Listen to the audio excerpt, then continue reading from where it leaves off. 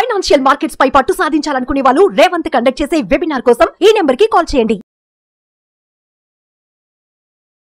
నమస్తే, welcome to Suman TV. నేను విష్ణు. ప్రస్తుతం మనతో పాటు QPFP qualified personal finance professional Chari garu ఉన్నారు. వారితో మాట్లాడదాం. సార్ చారి గారు నమస్తే. సార్ నమస్తే అండి. సార్ చారి గారు, మొన్న ఈ మధ్య మనం కలిసినప్పుడు ఒక విషయం గురించి మాట్లాడుతున్నప్పుడు మీ ఫ్రెండ్కి సంబంధించిన ప్రస్తావన ఒకటి తీసుకొచ్చారు. విష్ణు గారు మా ఫ్రెండ్ ఒక అతను ఉన్నాడు, మంచి హై శాలరీ ప్యాకేజ్లోనే ఉన్నాడు, ఇప్పటికిప్పుడు తన శాలరీ వదులుకున్నా తన జాబ్ని వదులుకున్నా కూడా తను హ్యాపీగా లైఫ్ లాంగ్ తనకు వచ్చే పెన్షన్తో రాజాలాగా బ్రతకొచ్చు అంటూ కూడా చెప్పారు. తన శాలరీ కూడా ఆల్మోస్ట్ 1 lakh వరకు ఏదో ఉంది. సో ఇప్పటికిప్పుడు జాబ్ వద్దనుకున్నా కూడా లైఫ్ లాంగ్ రాజాలాగా బ్రతకొచ్చున్నారు కదా. ఏంటి, ఎవరు ఆ ఫ్రెండ్, ఏంటి, ఎందుకు అంత రాజాలాగా బ్రతకొచ్చు అంటారు జీవితాంతం? కరెక్ట్ అండి. అది చాలా ఇంపార్టెంట్ టాపిక్. ఇది అంటే one of the successful story లాగా చెప్పొచ్చు. దీన్ని ఒక కేస్ స్టడీ లాగా తీసుకొని చాలా మంది గ్రో అవ్వచ్చు అండి. యాక్చువల్గా చాలా ఇంపార్టెంట్ వీడియో ఇది. చాలా మంది చూడాల్సిన వీడియో, ఎస్పెషల్గా మిడిల్ క్లాస్ వాళ్ళు, జాబ్ స్టార్ట్ చేసే వాళ్ళందరూ కూడా చూడాల్సిన వీడియో ఇది. అయితే యాక్చువల్గా అంటే మేము 2013-14 టైంలో మ్యూచువల్ ఫండ్స్ స్టార్ట్ చేస్తున్న సమయంలోనే ఎడ్యుకేషన్ ఇచ్చాను నేను. ఇవాళ రేపు ఏమవుతుందంటే ఫైనాన్షియల్ ఇన్వెస్ట్మెంట్ ప్లానింగ్కి సంబంధించి ఎడ్యుకేషన్ లేదండి. ఎడ్యుకేషన్ మిస్ అయ్యే చాలా ప్రాబ్లమ్స్ అవుతున్నాయి. ఎందుకంటే సరిగ్గా ఒక 15-20 ఇయర్స్ బ్యాక్ ప్రోడక్ట్స్ ఎక్కువ లేవు. డబ్బులు తీసామా, కిసాన్ వికాస్ పత్రిలో పెట్టామా, FDలో పెట్టామా, 5 సంవత్సరాలకు డబుల్ అయిపోయింది, ఆర్డీలో పెట్టుకుని అయిపోయింది. సో ఇప్పుడు ఏమైందంటే inflation, country growth, developing, emerging, దీని ద్వారా చాలా ప్రోడక్ట్స్ వచ్చేసాయండి. అసలు రకరకాల ప్రోడక్ట్స్, అసలు కొన్ని సార్లు మనకే అప్డేట్ ఉండదు, అంత స్పీడ్గా ప్రోడక్ట్స్ లాంచ్ అవుతున్నాయి. సో మార్కెట్లో నాయిస్, కన్ఫ్యూజన్, ఒక్కొక్కరు ఒక్కొక్క ప్రోడక్ట్. ఇప్పుడు బ్యాంక్ వెళ్ళారనుకోండి, సార్ FDలో ఆర్డీలో పెట్టండి అంటారు. LIC ఏజెంట్ కలిసారనుకోండి, సార్ మీకు insurance, tax benefits, guaranteed life long income ఇలాంటిది వస్తుందంటే LIC is the best plan అంటాడు. రియల్ ఎస్టేట్ ఏజెంట్ కలిస్తే, సార్ ప్రాపర్టీలో వచ్చినంత రిటర్న్ మీకు ఇంకెక్కడ వర్కౌట్ అవుతుంది, ప్రాపర్టీలో పెట్టండి అంటాడు. ఇంట్లో గోల్డ్ కొనమంటారు, ఫ్రెండ్ని అడిగితే స్టాక్స్ కొనమంటారు, మ్యూచువల్ ఫండ్స్. అసలు చాలా అంటే చాలా కన్ఫ్యూజన్ అయిపోయిందండి. సో ఇవన్నిటి కన్ఫ్యూజన్ని మనం స్టాప్ చేయాలి అంటే, ఇన్స్టెడ్ ఆఫ్ చేసింగ్, మనం ప్రోడక్ట్ల వెనకాల చేజ్ చేయడం కంటే నాకేం కావాలి, నేను ఎందుకు ఇన్వెస్ట్ చేస్తున్నాను, అసలు నాకేం కావాలి అనేది పట్టుకున్న రోజు మనకి ఈ ప్రాబ్లమ్స్ అన్నీ పోతాయండి. యాక్చువల్గా నేను మా ఫ్రెండ్కి ఏం చేశానంటే, మీరు అన్నట్టు యాక్చువల్గా హై క్లాస్ ఏం కాదని, చాలా లో క్లాస్ అంటే బిలో 1 lakh శాలరీ అంటే ఇప్పుడు చాలా చిన్న లోయర్ ఇన్కమ్ గ్రూప్ అన్నట్టు యాక్చువల్గా. ఓకే, అయితే ఈ ఎడ్యుకేషన్ ఇవ్వడం స్టార్ట్ చేశాను. సో దట్ ఆయన ఫాలో అవ్వడం స్టార్ట్ చేస్తాడు. సరిగ్గా 10 yearsలో మంచి రిజల్ట్ ఇవ్వాలి కనిపిస్తుంది. నిజంగా మీరు అన్నట్టు రాజాలాగా బతకొచ్చు అనమాట. మీకు ఆ ప్రాసెస్ అంతా క్లియర్గా ఎక్స్ప్లెయిన్ చేస్తాను చూడండి. అసలు ఈ 10 yearsలో ఏం జరిగింది, తనకి అడ్వాంటేజ్ ఎలా వచ్చిందని చెప్తాను చూడండి. 100 పుస్తకాలు చదివి ఏమీ ఇంప్లిమెంట్ చేయని వాడికంటే, ఒక్క పుస్తకం చదివి, అది మంచి పుస్తకం చదివి దాన్ని ఇంప్లిమెంట్ చేసేవాడే గొప్పవాడు. గుర్తుపెట్టుకోండి, 100 పుస్తకాలు చదివి ఏమీ ఇంప్లిమెంటేషన్ చేయని వాడికంటే, ఒక పుస్తకం, మంచి పుస్తకం చదివి దాన్ని ఇంప్లిమెంట్ చేసేవాడు గొప్పవాడు. ఇదే కాన్సెప్ట్ ఇన్వెస్ట్మెంట్లో నేను ఆయన క్లియర్గా చెప్పాను. ఇన్ని ప్రోడక్ట్స్ ఉన్నాయి, అన్ని ప్రోడక్ట్స్ వెనుక కన్ఫ్యూజ్ అయ్యి వెళ్ళకుండా, దీంట్లో ఎక్కువ రిటర్న్ వస్తుంది, దాంట్లో ఎక్కువ రిటర్న్ వస్తుంది కాదు, ఒక ప్రోడక్ట్, ఒక ప్రాసెస్ని ఫాలో అవ్వమని చెప్పాను నేను. ఓకే, ఫస్ట్ ఆఫ్ ఆల్ ఈ ప్రాసెస్కి వచ్చేస్తే ఏమైందంటే, సరిగ్గా 10 సంవత్సరాల క్రితము 13-14 టైంలో ఫస్ట్ ఏం చేశానంటే, ఫ్యామిలీ సెక్యూరిటీ ఒక 1 crore టర్మ్ ఇన్సూరెన్స్ తీసి పక్కన పెట్టేశాను. అది బేసిక్గా అరౌండ్ పర్ మంత్ 1000 rupees అట్లా వెళ్తుంది ఆయనకి. ఓకే, అండ్ తర్వాత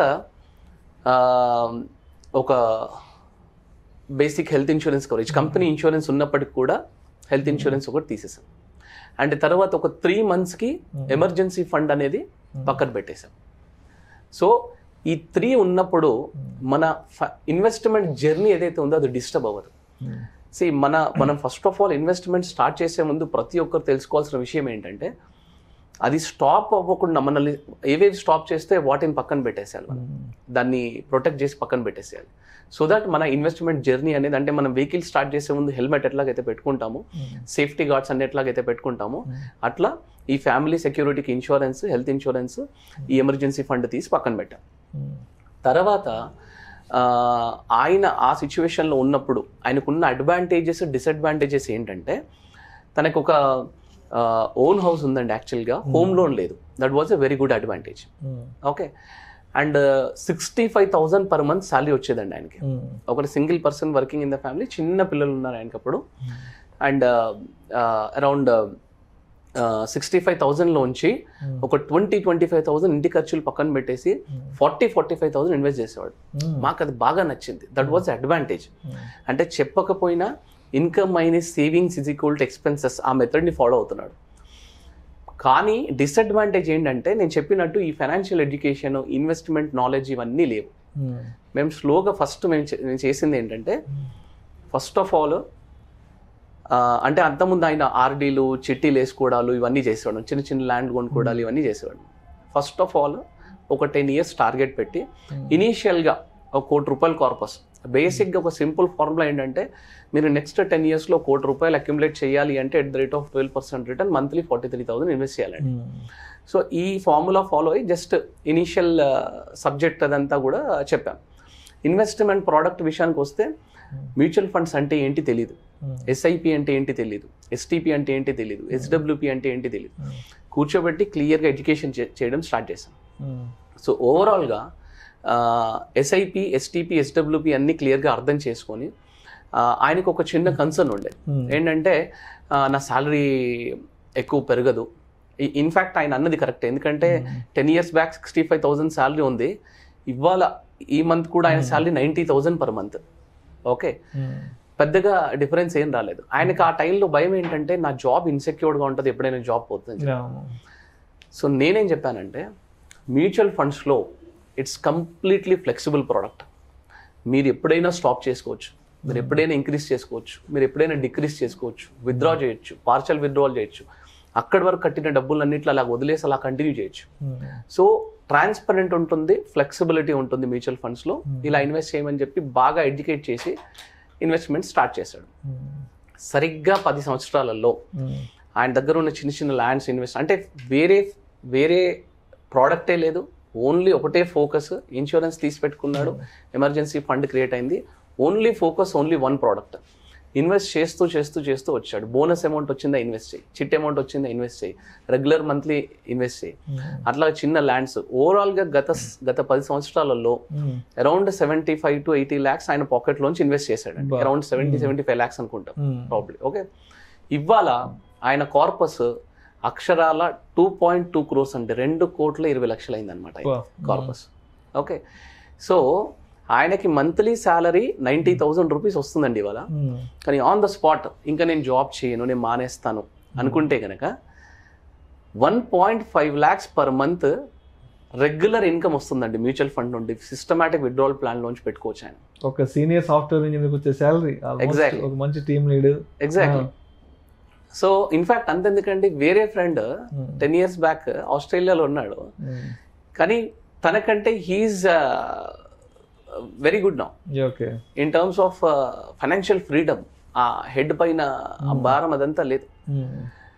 so 1.5 lakh per month life long income. Advantage ఏంటంటే, మ్యూచువల్ ఫండ్స్లో ఒకసారి కార్పస్ క్రియేట్ చేసి పెట్టామనుకోండి, రెగ్యులర్ ఇన్కమ్ మీకు ఇస్తూ కార్పస్ కూడా పెరుగుతుంది ఎస్డబ్ల్యూపీలో. ఇది మనం లాస్ట్ వీడియోలో డిస్కస్ చేసాం క్లియర్గా.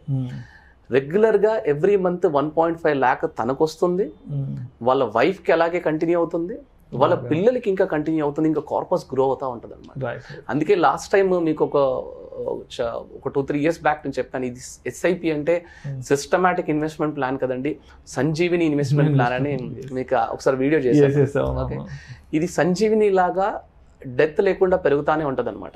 ఓకే, అయితే ఈ 10 సంవత్సరాలలో ప్రతి ఒక్క ఇన్వెస్టర్, వ్యూవర్, ఇప్పుడు చూసే ప్రతి ఒక్కరు పట్టుకోవాల్సిన పాయింట్ ఏంటంటే, ఈ 10 yearsలలో చాలా ఒడిదొడుకులు వచ్చాయండి. 2016 మార్కెట్ క్రాష్ వచ్చింది, అంటే డిమానిటైజేషన్ అయినప్పుడు. 2020 కోవిడ్ కరెక్షన్ వచ్చింది. 2016 to 20 మధ్యలో మార్కెట్ అసలు ఏమీ పర్ఫార్మెన్స్ లేకుండా ఒక 2 years ఉంది. ఇవన్నీ సిచ్యువేషన్స్లో తను భయపడతా ఉన్నాడు అనమాట. హ్యాండ్ హోల్డ్ చేసుకుంటూ వచ్చాం. ఇవాళ ఫోకస్డ్, అంటే ఇక్కడ ఏమేమి వర్కౌట్ అయింది, the power of planning work out అయింది, ద పవర్ ఆఫ్ అడ్వైస్, అంటే ఒక పక్కన ఒక చేయి పట్టుకొని నడిపించారు. Okay, and the power of mutual fund work out అయింది, the power of discipline work out అయింది, the power of compounding work out అయింది. ఇక్కడ ఇవన్నీ వర్కౌట్ అయ్యాయి. ఇవన్నీ వర్కౌట్ అవ్వాలి అంటే కనీసం 10 years మీరు ఆ టైం ఇవ్వాలన్నమాట. సో మీరు అస్తమానం డబ్బు గురించి వర్క్ చేయడం కాదు, నేను ఎప్పుడు చెప్తా ఉంటాను, మీరు సంపాదించిన డబ్బు మీ గురించి వర్క్ చేయాలి. సో కరెక్ట్గా అంటే below 1 lakh per month salary సంపాదించే వాళ్ళే ఇంత కార్పస్ క్రియేట్ చేసి రెగ్యులర్ ఇన్కమ్ ఇంత క్రియేట్ చేయగలుగుతున్నారంటే you can just imagine. Wife and husband ఇద్దరు వర్క్ చేసేవాళ్ళు, తలా ₹1,00,000 శాలరీ వస్తున్న వాళ్ళు. So because of the lack of awareness వాళ్ళు ఇలా ఉన్నారండి. సో దీన్ని కరెక్ట్గా కేస్ స్టడీగా తీసుకొని వ్యూవర్స్ అందరు కూడా కరెక్ట్గా ప్లాన్ చేసుకోవచ్చండి. థ్యాంక్స్ అండి ఇలాంటి క్వశ్చన్ అడిగినందుకు. యాక్చువల్గా ఇలాంటి కేస్ స్టడీస్ చెప్తే కొంచెం అందరూ మోటివేట్ అవుతుంది. Thank you sir, thank you so much. Thanks అండి, నమస్తే.